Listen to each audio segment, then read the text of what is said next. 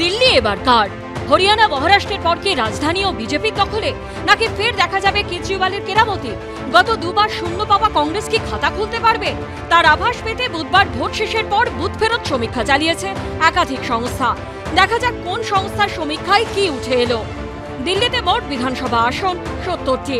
Magic figure অর্থাৎ একা সরকার করতে কোনো দলকে জিততে হবে ৩৬টি আসনে। লড়াই এবার ত্রিমুখী, আম আদমি পার্টি, বিজেপি এবং কংগ্রেসের মধ্যে। ম্যাট্রিসের বুথ ফেরত সমীক্ষা অনুযায়ী দিল্লির ৭০টি আসনের মধ্যে আম আদমি পার্টি জিততে পারে ৩২ থেকে ৩৭টি আসনে। বিজেপির নেতৃত্বাধীন এনডিএ জিততে পারে ৩৫ থেকে ৪০টি আসনে। কংগ্রেস সর্বোচ্চ একটি আসন পেতে পারে। আবার উইপ্রি সাইটের বুথ ফেরত সমীক্ষায় আভাস, আম আদমি পার্টি ৪৬ থেকে ৫২টি আসন জিতে ক্ষমতা ধরে রাখতে পারে। বিজেপি নেতৃত্বাধীন এনডিএ ১৮ থেকে ২৩টি আসন পেতে পারে। কংগ্রেস বড়জোর একটি আসনে জিততে পারে। চাণক্য স্ট্র্যাটেজিসের বুথ ফেরত সমীক্ষায় আভাস, ক্ষমতাসীন আম আদমি পার্টি আটকে যেতে পারে ২৫ থেকে ২৮টি আসনে। বিজেপি নেতৃত্বাধীন এনডিএ ম্যাজিক ফিগার পেরিয়ে ৩৯ থেকে ৪৪টি আসনে জিততে পারে। কংগ্রেস ২ থেকে ৩টি আসন পেতে পারে। এদিকে মাইন্ড ব্রিকের বুথ ফেরত সমীক্ষা বলছে, কেজরিওয়ালের দল ৪৪ থেকে ৪৯টি আসনে জিতে ফের ক্ষমতায় আসতে পারে। বিজেপি নেতৃত্বাধীন এনডিএ ২১ থেকে ২৫টি আসনে জিততে পারে। কংগ্রেস সর্বোচ্চ একটি আসনে জিততে পারে। পোল ডায়েরির বুথ ফেরত সমীক্ষা অনুযায়ী কেজরিওয়ালের দল মাত্র ১৮ থেকে ২৫টি আসন পেতে পারে। বিজেপি নেতৃত্বাধীন এনডিএ ৪২ থেকে ৫০টি আসনে জিতে সরকার গঠন করতে পারে। কংগ্রেস সর্বোচ্চ ২টি এবং অন্যান্য দল একটি আসনে জিততে পারে।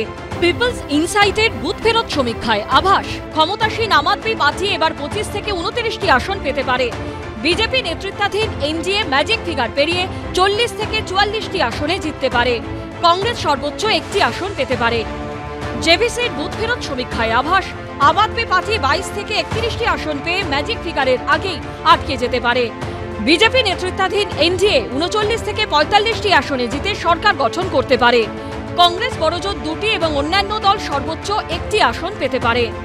পিপলস পালসের বুথ ফেরত সমীক্ষা বলছে, কেজরিওয়ালের আম আদমি পার্টি মাত্র ১০ থেকে ১৯টি আসনে জিততে পারে। বিজেপি নেতৃত্বাধীন এনডিএ ঝড় তুলে ৫১ থেকে ৬০টি আসনে জিততে পারে। পি মার্কের বুথ ফেরত সমীক্ষায় আভাস, আম আদমি পার্টি ২১ থেকে ৩১টি আসনে জিততে পারে। বিজেপি ৩৯ থেকে ৪৯টি আসনে জিতে ক্ষমতা দখল করতে পারে। কংগ্রেস সর্বোচ্চ একটি আসনে জিততে পারে।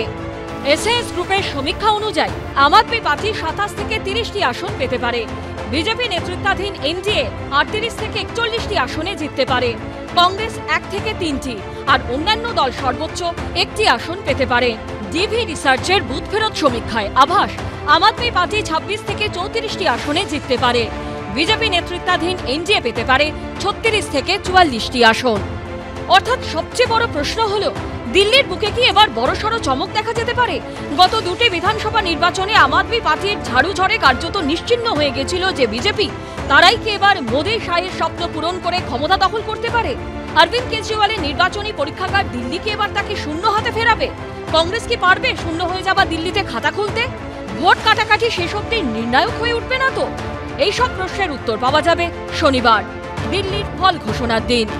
এবিপি আনন্দ।